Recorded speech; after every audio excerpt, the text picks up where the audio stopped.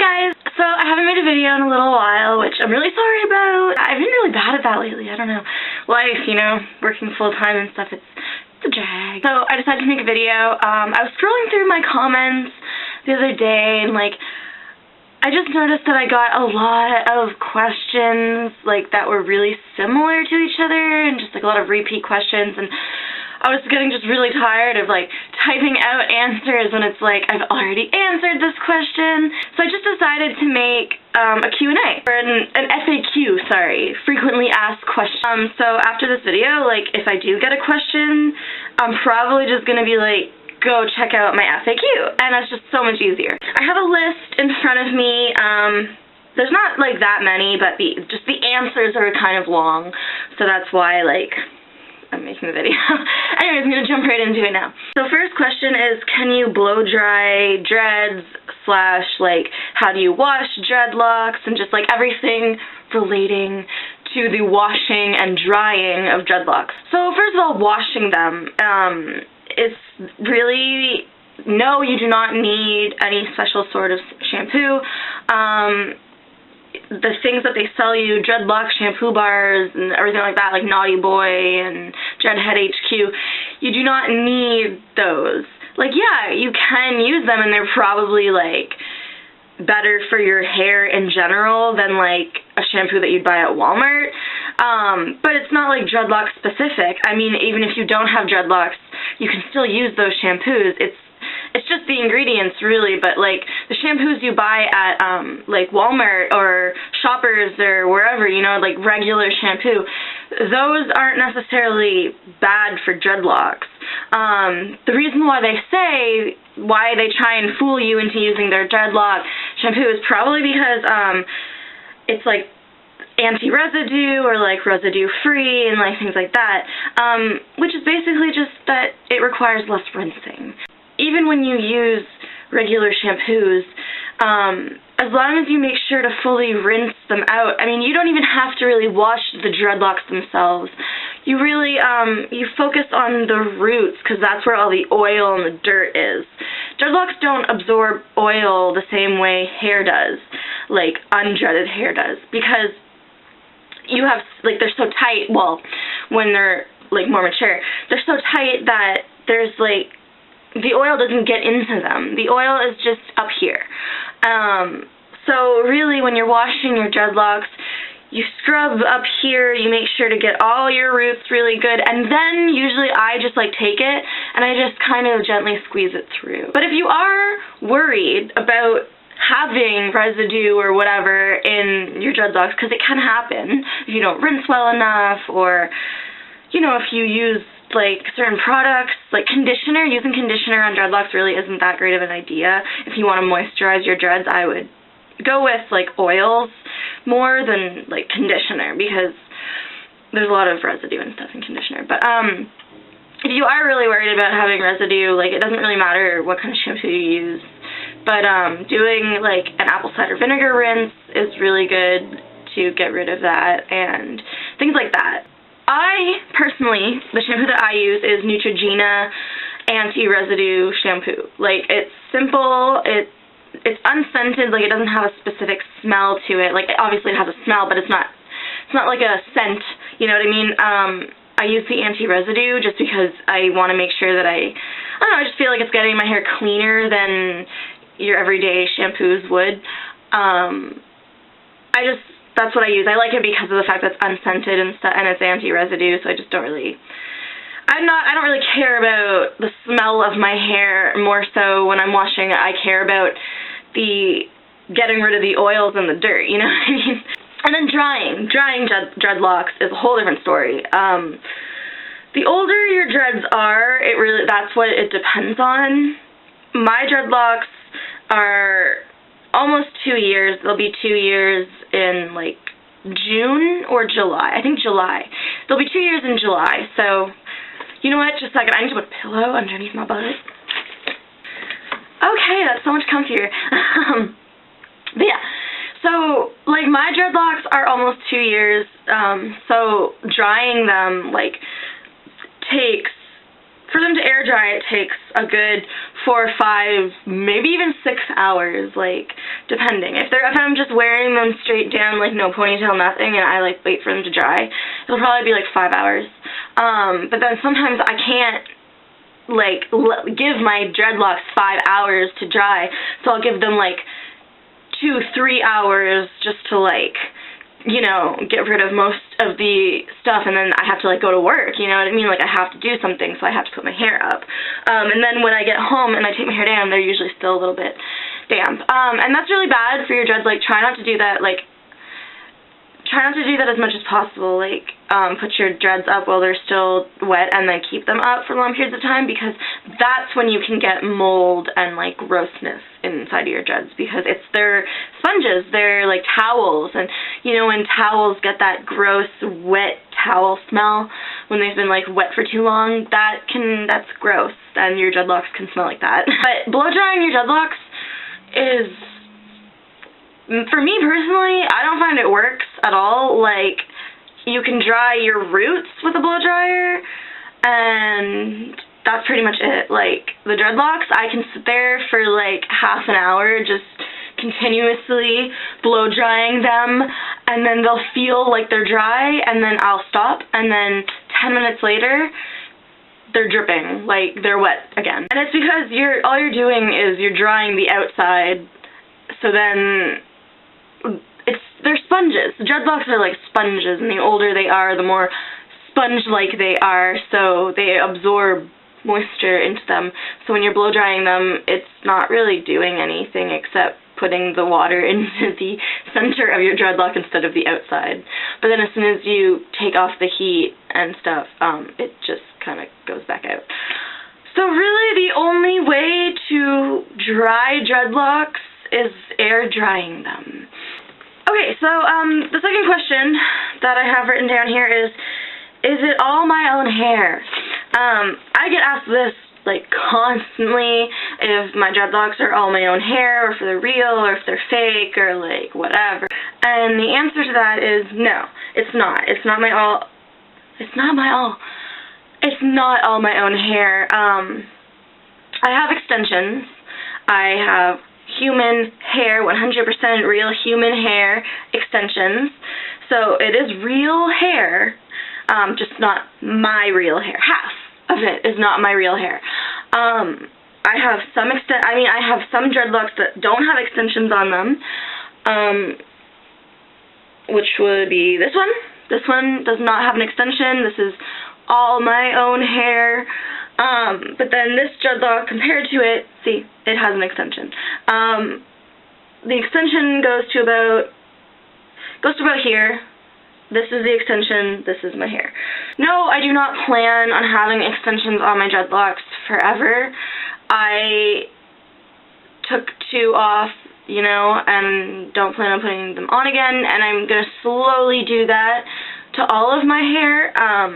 It's just that I am uncomfortable with having short hair, like, in dreadlock. Like, I'm insecure about having, like, short dreadlocks just because I like to be able to pull my hair up or to do things with my hair, and they're just, it's hard to, like, do things with your hair when it's short. So I plan on growing it out and then slowly taking off, like, one by one, the extensions.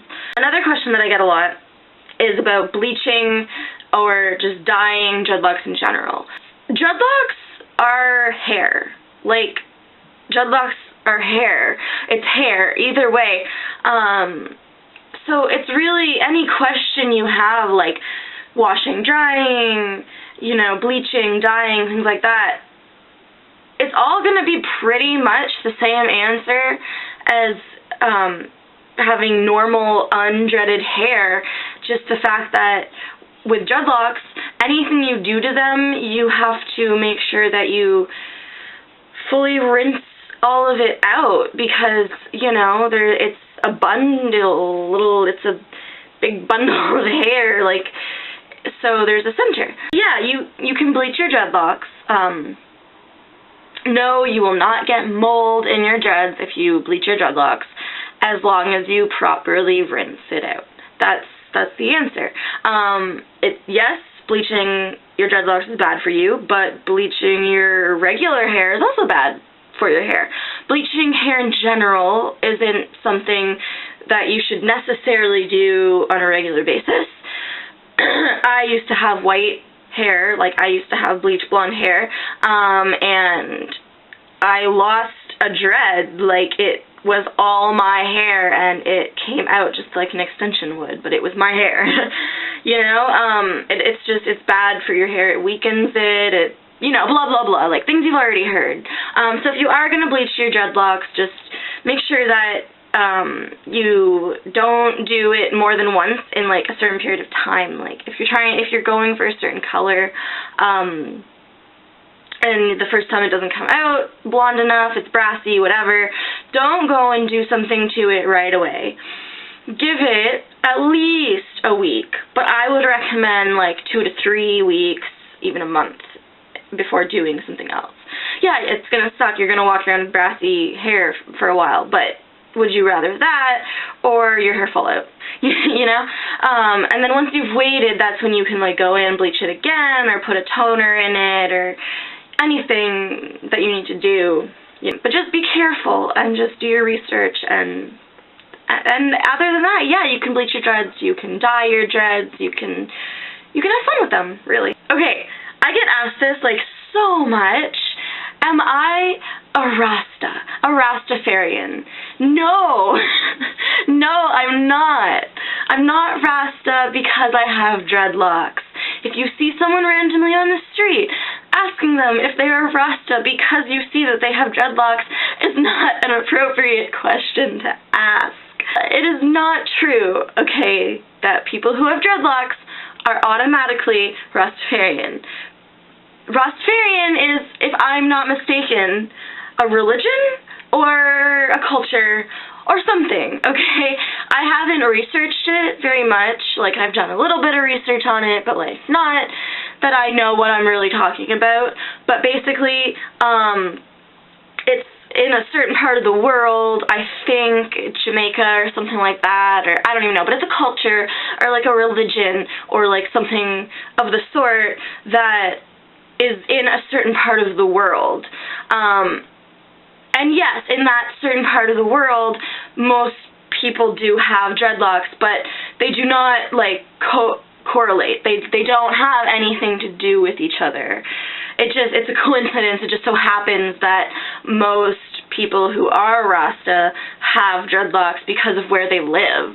Like, that's just the hairstyle or whatever that they do. But I live in Canada.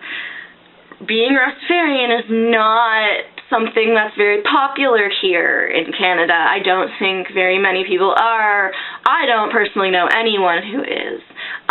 So, no, I'm not Rasta because I have dreadlocks. End of that. Stop asking me. Stop asking me if I'm a Rastafarian.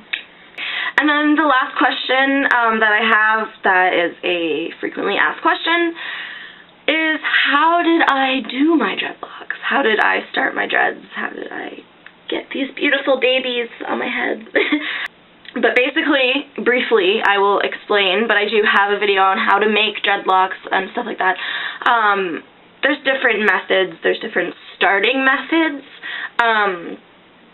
There's a lot of different ones, but the ones that I'm, like, knowledgeable on is neglect, twist and rip, back combing, and then there's other starting methods as well, but those really only work with like African hair, you know, which is, I think it's called comb coils, but I don't know like anything about it because that's not my hair type, so I didn't do really any research.